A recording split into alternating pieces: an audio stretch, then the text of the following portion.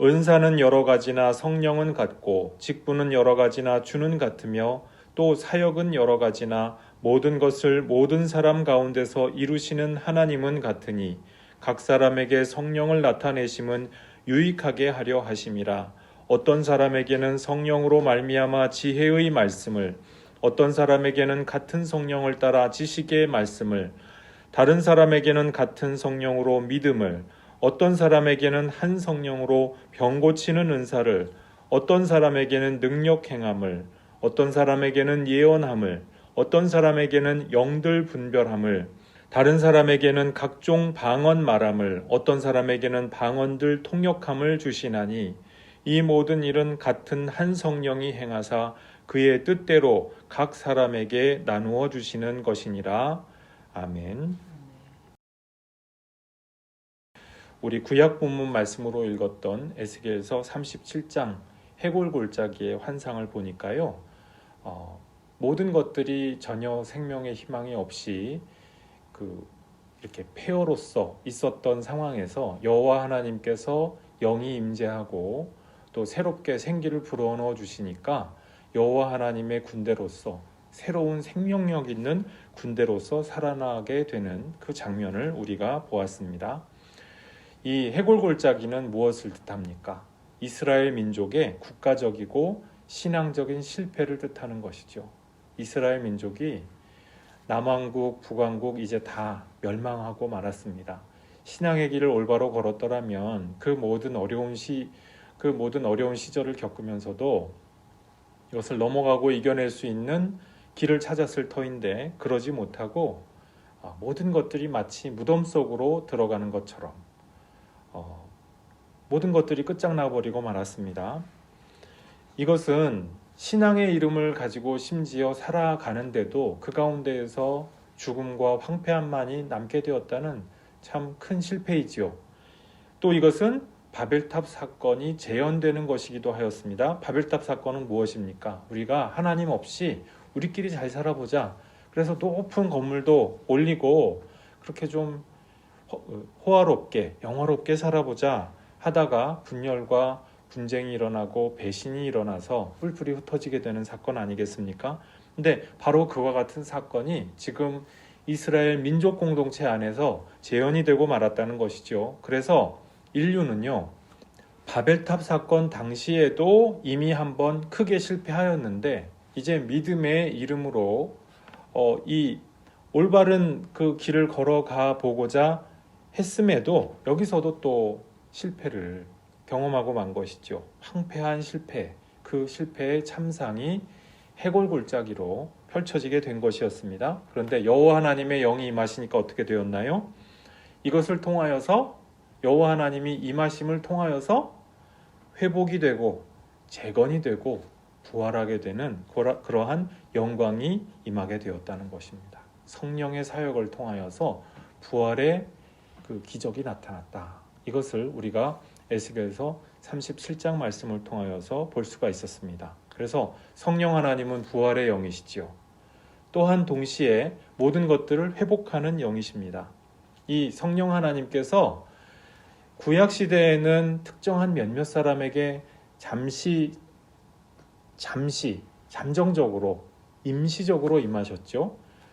또 이렇게 환상을 통하여서 이러한 사건이 앞으로 있을 것이다 하는 그 정도의 의미에서 임하셨는데 이제 신약 시대에 예수님께서 오시고 나서 보혜사 성령님이 온 세상 온 인류에게 직접 임하신다라고 하는 그 약속, 이것이 성취된 그런 사건이 있었지요. 그것이 바로 그 성령 강림절 사건, 마가의 다락방에 임한 그 성령 강림의 사건 아니겠습니까? 이것을 통하여서 오늘날 우리 교회가 탄생을 한 것이지요. 그러니까 교회가 이 땅에 서게 되었다는 것은 굉장한 역사의 이정표라고 할 수가 있습니다. 세상 사람들이 볼 때는 그냥 한 또 다른 종교에서 종교 단체가 생겨난 것처럼 보일 수도 있습니다. 그러나 우리가 구약 성경으로부터 이어져 온 그 인류의 역사를 돌이켜 볼 때 인류의 회복이 시작되는 그 회복을 알리는 마치 이정표와도 같은 사건, 그리고 그 사건의 결과가 바로 교회라고 하는 것이죠. 자, 그런데 교회가 이렇게 인류의 회복을 알리는 이정표와도 같다고 말씀을 드렸는데, 그러면은 이정표는 그 자체가 목표인가요? 우리가 예를 들어서 흥선역이다. 이정표가 있어요. 그럼 거기가 흥선역이라는 뜻입니까? 아니잖아요. 그죠? 의정부역이다. 의정부역이라고 하는 이정표가 있으면은 거기에서 있으면은 의정부역이 됩니까? 안 됩니까? 안 되겠죠? 그 이정표를 보고 의정부역으로든 혹은 흥선역으로든 가야 맞습니다. 가야 되는 것이지 그 자체가 목적은 아니죠. 마찬가지라는 것이죠. 우리 교회가 이정표라고 말씀을 드렸어요. 교회는 그 자체로서 하나님 나라이고 또 목표인 것이 아니죠. 교회는 하나님 나라를 가리키는 하나의 이정표라는 것입니다. 표지판과도 같다는 것이죠. 교회도 지금 과정 가운데 있다는 말씀입니다. 교회가 지금 골짜기 가운데 있었는데 거기서 힘줄이 붙고 핏줄이 생기고 그러면서 해골이 다 이렇게 맞춰져 가는 그 도상 가운데 있다는 말씀이에요. 교회는 한마디로 도상의 존재다. 그리고 그 도상에서 목적은 어디이냐? 하나님 나라와 그의 의다. 이렇게 말씀을 드릴 수가 있습니다. 바로 이와 같은 성경의 배경을 통하여서 오늘 우리 본문 말씀 고린도전서 12장 말씀을 다시 보면은요. 우리 교회에서 일어나고 있는 여러 가지 일들, 여러 가지 은사의 현상들에 대하여서 다시 바라볼 수가 있죠. 교회는 한마디로 은사 공동체라고 할 수가 있는데요. 이 은사는 무엇입니까? 성령께서 우리에게 주시는 구원의 보증이라는 것입니다. 성령께서 우리에게 구원의 보증을 허락하시는데 은사로도 주시고 성령의 열매로도 주십니다. 또 어떤 신기한 일을 통하여서도 구원의 보증을 주시기도 합니다. 이 구원의 보증, 구원의 보증이 뭐냐 하면 우리 왜 건물, 부동산 거래 같은 거 할 때 그 거래를 할 때 보증금을 걸어두지 않습니까? 그것을 보증금이죠. 우리 말로는 보증금인데 성령에서 구원의 보증이라고 할 때 그 보증이 바로 이 보증금에 해당하는 것입니다. 원어로는 아라본이라고 하는 말을 쓰는데요. 구원의 아라본, 그것으로서 하나님께서 우리에게 은사도 주시고 성령의 열매도 주시고 각종 신기한 일도 허락하신다라고 하는 것입니다. 그러니까 그 보증금을 걸어 놓으면은 그것은 아직 완전히 내 것은 아니죠. 그러나 이 보증금을 가지고 그것을 걸어 두었기 때문에 그 시간을 기다리면 사실상 내 것이 되는, 사실상 내 것인 것이죠. 아직 내 것은 아니지만 그 말씀인 것이죠. 그래서 은사는 그 자체가 목표가 아닙니다. 목적이 아니지요. 은사의 존재 이유는 교회 공동체를 통하여서 우리 가운데 임재하는 하나님 나라와 그의 의에 있는 것이고 그리고 새하늘과 새 땅에 있는 것이죠. 그런데 지금 고린도 교회 12장 말씀을 고린도전서 12장 말씀을 보니까 이 은사에 대한 오해가 있었다는 것을 우리가 알 수가 있습니다. 은사 능력주의라고나 할까요? 어떤 화려하고 드러나는 은사와 또 그 은사를 행하는 자, 은사자에게 대하여서 지나친 선호와 지나친 과도한 관심에 집중이 되어 있다고 하는 것을 볼 수가 있습니다. 특별히 오늘 12장에서도 나왔고 14장에서도 다시 등장하게 되는데요. 이 방언, 천사의 말이라고도 고린도전서 13장에서 표현을 하기도 하는데 방언을 너무 지나치게 신비화한 나머지 그 포인트를 잃어버리고 말았어요. 정말 이것이 왜 있는지, 이것이 무엇을 위하여서 존재하는지를 잃어버린 채로 자기의 그 은사를 자랑하고 과시하면서 사람들을 서열로서 만들고자 하는 그런 잘못된 행태가 나타났다고 하는 것입니다.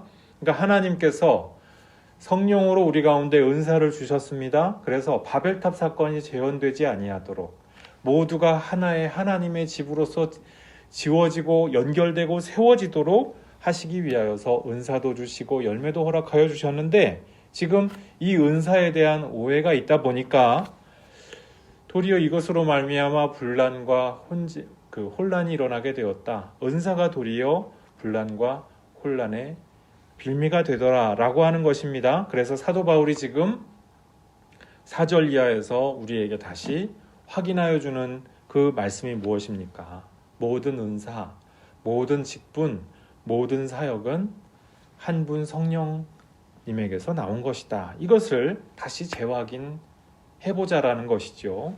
여기서 사도가 지금 4절 이하에서 말씀하시는 이 여러 가지 은사들이 있는데요. 여기서 보면은 이 사도가 모든 은사를 언급하지 않고 고린도 교회에 잘 알려진 은사 위주로 언급한다고 하는 것을 7절 이하에 보면 8절 이하에 보면은 우리가 볼 수 있게 됩니다. 그러니까 우리에게 은사를 왜 주셨느냐? 한마디로 말씀드려서 그리스도의 몸된 교회를 섬기라고 주는 것이죠. 교회를 세우라고 주는 것이지 자기 자랑하라고 주는 것이 아니잖아요.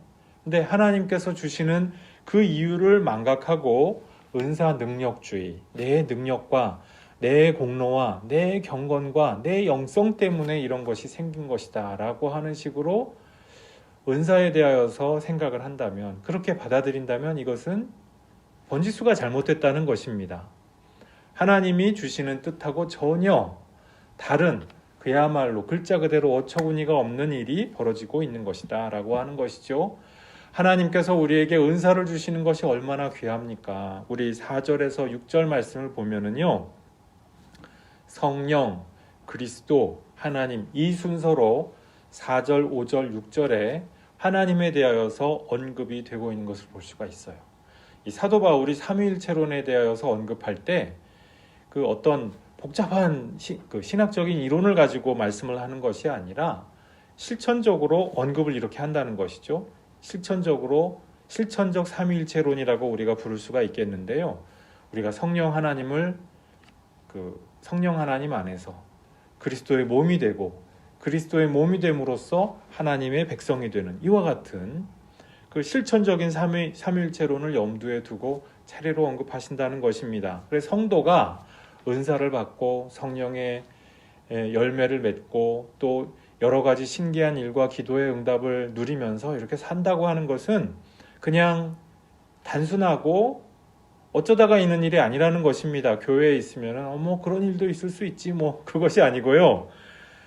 삼위일체 하나님의 그 거룩한 공동체 안에 내가 참여하게 되는 엄청난 사건이라고 하는 것입니다. 우리에게는 그래서 삼중적인 그 신분과 위상이 있다고 할 수가 있어요. 성부, 성자, 성령, 삼위일체 하나님의 각각 상응하는 그 신분과 위상이 있다는 것이죠. 우리 성령에 관련해서는 우리가 어떤 존재입니까? 성령의 새로운 피조물이죠. 또 그리스도에 관련해서는 우리가 어떠한 존재가 됩니까? 그리스도의 몸이 되잖아요. 그리스도는 머리시고 하나님 아버지께 대하여서 우리가 어떠한 존재입니까? 하나님 아버지의 백성이 되지요.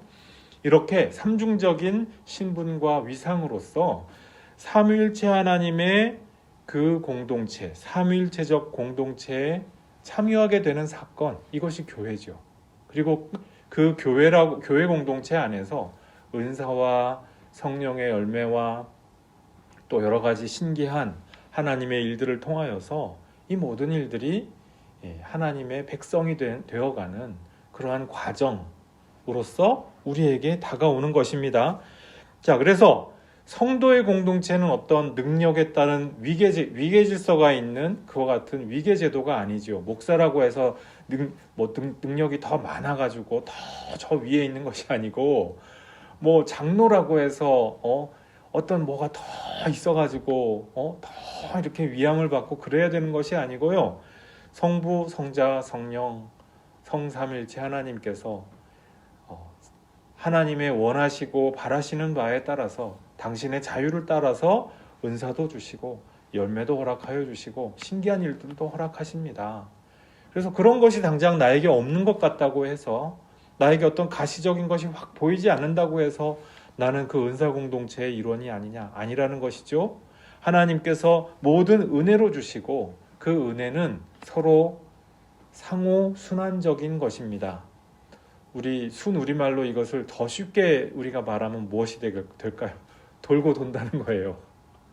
우리가 하나님 안에서 실제로 이 삼위일체 하나님의 그 존재를 표현하는 말 중에 페리코레시스라고 해서 상호 순환이라고 하는, 뭐 상호 내주, 상호 순환이라고 하는 그런 말이 있는데, 이 말이 페리코레시스라는 게 원래 춤추는, 이렇게 빙빙 도는 그 남녀 무희들이 함께 이렇게 돌고 도는 춤을 출 때 그 모습을 묘사한 것이 페리코레시스, 상호 순환이라고 합니다. 그런데 마치 우리 교회가 그와 같은 그 상호 순환적인 공동체라고 하는 것이죠. 페리코레시스적인 공동체다. 그래서 우리가 어떤 한 가지 은사를 있으면은 그 은사를 가지고 내가 더 높은 곳에 가는 것이 아니고요. 그 은사를 가지고 서로가 돌고 돌면서 서로가 서로에게 보탬이 되고 의지가 되고, 그리고 서로에게 위함이 되는 이와 같은 공동체, 그것이 성도의 공동체다라고 하는 것입니다. 성령 하나님께서 은사를 우리에게 주시는 까닭이 무엇입니까? 앞서 우리가 한 가지 확인한 것이 있죠. 구원의 보증을 위하여서 주셨다. 그런데 7절 말씀에 사도 바울이 또 한 가지 이 성령의 은사를 우리에게 주신 까닭에 대하여서 말씀을 하고 있죠. 우리의 유익을 위하여서. 성도 우리 개개인과 교회 공동체의 유익을 위하여서 하나님께서 우리에게 은사를 주신다라고 말씀하고 있습니다. 우리 11장 후반부 말씀 나눌 때에 이 유익의 문제에 대하여서 우리가 잠깐 말씀 함께 하였지요. 예배를 모이기는 모이는데 그 예배가 예배의 원래 정신, 성만찬의 정신을 따라서 모이는 것이 아니라 그냥 자기들의 사교 공동체가 되다 보니까 어떤 일이 벌어집니까? 예배를 통하여서 영적으로 유익이 되고 더욱더 건강하여지는 역사가 일어나야 되는데, 지금 고린도 교회 예배 공동체가 병들어 버리는, 유익이 되지 아니하고 도리어 그들 가운데 해가 생겨버리는 그러한 일들이 일어났다 하고 사도 바울이 11장 17절에서 탄식한 적이 있죠. 근데 여기서도 마찬가지입니다. 지금 12장에서도 고린도 교회의 문제, 정말 심각한 문제가 무엇입니까? 은사 공동체로서 풍성하게 은사를 누리는 공동체로서 고린도 교회를 하나님께서 세워주셨는데 지금 어떤 일이 벌어지고 있다는 것입니까? 은사를 풍성하게 주셨음에도 그 은사가 고린도 교회 여러분 각 사람과 공동체에 유익이 되지 못하고 있습니다. 이것을 알고 계십니까? 라고 그렇게 지금 환기를 하고 있는 것이죠. 많은 은사를 누리고 있으면 뭐합니까? 그것을 가지고 교회 공동체를 세워야 되는데, 교회 공동체를 세우기는커녕 자기 야심을 가지고, 자기 욕심을 가지고, 자기 능력을 과시하고 자랑함으로써 사람들 가운데에서 높아지고 또 다른 사람들을 업수히 여기고, 이럼으로써 예배가 예배되지 아니하고 교회가 교회되지 아니하는 이와 같은 상황 가운데 처하게 되었다고 하는 것입니다. 우리가 어떠한 은사 가운데 있든지 어떠한 하나님의 은혜를 받았든지 그것은 내가 받은 것을 자랑하라고 주시는 것이 아니죠. 하나님께서 내가 받은 만큼 사람들에게 그 모든 것들이 돌고 돌게 해서 상호 순환되게 해서 모두에게 유익이 되고 모두를 풍요롭게 하기 위하여서 주시는 것이죠. 우리가 성령의 영을 받은 사람마다 이와 같은 그 정신, 복음의 정신을 가지고 살아감으로써 하나님 기뻐하시는 그 사람이 되어야 할 줄로 믿습니다. 은사의 존재 목적은 공동체를 세우고 이롭게 하는 것이죠. 우리 각자가 공동체를 세우고 또 모든 사람들을 세우고 모든 사람들의 짐을 함께 나누어짐으로써 그 은사의 존재 목적, 존재 가치에 부합하게 살아드릴 수 있는 성도 여러분들 모두 되시기를 주님의 이름으로 축복합니다. 기도하시겠습니다. 아버지 하나님, 우리에게 주님께서 성령의 은사 공동체 교회를 허락하여 주셨습니다. 우리가 믿는 그때부터 이 은사 공동체에서 주님 주시는 은사를 누리면서 살아가게 하여 주심 감사합니다. 주님께서 여러 가지 모습, 여러 가지 방법으로 우리에게 누리게 하여 주시는 이 은사를 가지고 우리가 오해하지 않을 수 있게 도와주옵소서. 은사를 통하여서 내 능력과 내 대단함이 입증된 것이 아니라 하나님께서 그것을 통하여서 공동체를 풍요롭게 하며 공동체를 그리스도를 향하여 세우도록 그렇게 이끌어 주시고자 하는 그와 같은 주님의 섭리 가운데 있다는 것을 주님 우리가 항상 기억할 수 있도록 도와주시고 함께하여 주시옵소서. 모두에게 유익이 될 수 있도록 우리가 모두를 위하여서 마음을 쓸 수 있게 도와주시고 또한 우리의 기도의 방향이 이루어질 수 있도록 바뀌어질 수 있도록 은혜 내려 주시옵소서. 그리하여서 주님 배울 날 주님 에스겔 37장에서 나타났던 그 여호와의 군대의 그 영광스러움과도 같이 우리가 주님 앞에서 부활하는 그 주님의 군대로서 우뚝 서게 될 때 우리도 그 가운데에서 주님을 영광스럽게 찬양하는 그 믿음의 장부들 모두 되게 될 수 있도록 은혜 내려 주시옵소서. 감사드리옵고 예수님 이름으로 기도드리옵나이다. 아멘.